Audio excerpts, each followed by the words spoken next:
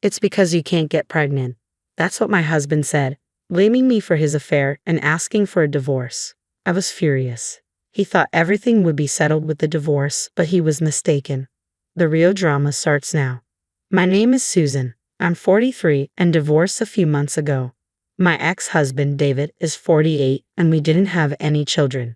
Sadly, the reason was on my end, but the original cause was partly David's fault too. We married when I was 33, already close to the age for high-risk pregnancy. I wanted to start trying for a baby as soon as possible. I went to the gynecologist to make sure there were no issues with my health. Unfortunately, David got a big project at work, making it impossible to try for a baby. He was assigned to set up a new branch office in another state and had to stay there during the week, only returning home on weekends. David asked me, "I'll try to come home on weekends, but if we have a kid, you'll be mostly on your own. Are you okay with that?" Not feeling confident about managing alone, I hesitated to answer. We couldn't count on help from our families either, as they lived far away. Believing David's words that he might return in a year, I gave up on trying for a baby for the time being. But his assignment ended up lasting 3 years. When he finally returned, we eagerly started trying to conceive, but with no success. A re-examination at the hospital revealed that my ovarian function had declined, likely due to aging. Though there were options like hormone therapy, the chances of pregnancy were slim. I was devastated but knew it wasn't David's fault. He apologized repeatedly. I suggested that we keep trying naturally and enjoy life, just the two of us, and he agreed. However, David's attitude began to change over time.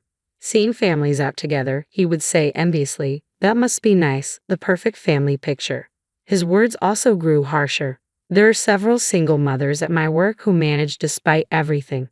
They get support from the government. You should have just gone for it," he would say, indirectly criticizing my reluctance. Certainly, such women are increasing, and I respect them very much, but I didn't have the confidence to do it myself. Was it my fault? After about 5 years of tension, David suddenly asked, "What do you think about adoption?" "Adoption? That's out of the blue," I replied. "Well, I know a girl who got pregnant before marriage. Why don't we adopt her baby?" he suggested. Stunned by his bizarre proposal, I was silent until he explained, "I just really want a child." When I heard that girl got pregnant, it immediately came to mind. Adoption, huh? I hadn't considered that, I thought. But something about what he said nagged at me. A girl? An acquaintance? I'd understand if it was a relative, but what does he mean by a young girl acquaintance? Trying to sound casual, I asked, "Oh, so she's young." He replied, "She's just 24, a beautiful girl, so the baby inside her is sure to be healthy and attractive too." Could she be someone from his office? But would a woman in her early 20s discuss such a personal matter with a male boss over 45? Or could she be his mistress? That's when I first suspected he might be cheating. Observing him, I noticed several suspicious behaviors. He was constantly glued to his cell phone, coming home late, wearing underwear I hadn't bought, and faint traces of sweet perfume. But what really convinced me was him skipping our anniversary. We didn't have a wedding ceremony due to our jobs, but we registered our marriage on December 24th, Christmas Eve, and always celebrated it as our anniversary and Christmas. Yet this year, he chose a work party over our tradition. I believed his words that he would come home early and waited alone with the Christmas tree decorated, a cake and Christmas dinner prepared, and a gift for him. It was heartbreaking to wait alone. No response to my numerous calls, he finally contacted me the next morning. His voice sounded too cheerful as he said, Sorry, I accidentally overslept at a friend's place." I replied, "Okay, I get it. I threw away the cake, Christmas dinner, and your present." He casually responded, "Oh, what a waste. No need to sulk just because I missed our anniversary. I'll make it up to you." I retorted, "No, it's fine. You might as well not come back home. Why not live with the person you were with last night?" He seemed to be still intoxicated or lost in the memories of last night, saying, "Hey, don't say that. Besides, her apartment is small," unknowingly digging his own grave. "I'm going home early tonight, Susan. Forgive me." The old man apologized to me in a brusque tone, which made me want to vomit. That evening, my husband came home with a face as if nothing had happened and again began talking about the adoption. "Let's start the process soon. She wants to decide quickly." I asked, "Why are you so eager to adopt a stranger's child? What about her partner or parents? Can I talk to her or her parents first?" He became flustered and stammered, "That's because Ah, right, the guy ran away. And apparently, she has no parents. I decided to test him. I'm sorry, but I'm not interested in raising a child born from a reckless woman and a foolish man, I said. He blurted out in anger, What? You're insulting me and Sarah. There, he fell right into my trap. Realizing his affair was exposed, he finally understood.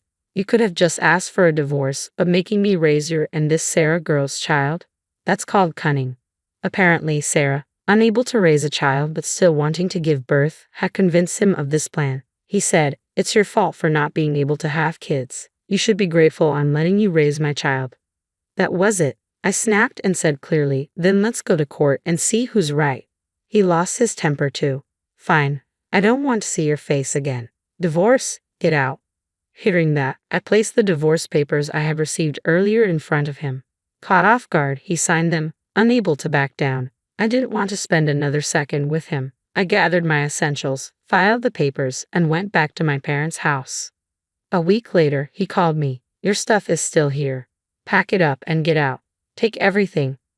I informed him I'd come with my lawyer over the weekend.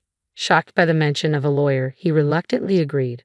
When I threatened to go to his office unless we settled on alimony and property division, we eventually agreed on a settlement of $150,000 in total. But the next day, on my way back from a part-time job, a young woman approached me. It was the infamous Sarah. She was David's type, short with long hair and cute, but her heavy makeup made her look tacky.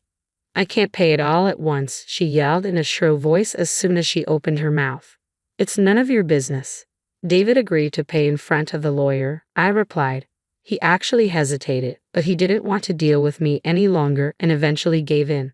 Why did you call me there? She demanded. That's something you should ask David, I said, unimpressed. Rest, she mumbled. I thought we could just ditch the alimony sneakily. So she planned to make partial payments and then disappear by moving or changing jobs. Well, sorry for you, but you can live in that house, right? I remarked. That's David's house, isn't it? What about the mortgage? She asked. It's in David's name, and the mortgage is fully paid off, I informed her. Well, I guess that's okay then, she said, backing off with a tone that suggested she was up to something. I think she is up to something, but whatever it wasn't my concern anymore. 2 years later, David contacted me. Please lend me some money, he begged. What? I asked in disbelief. Those two are spending like crazy, he exclaimed. Apparently, Sarah's mother had conveniently moved up to the city and was staying in that house. According to Sarah, David wanted a child, so I gave birth, but I never said I'd raise it.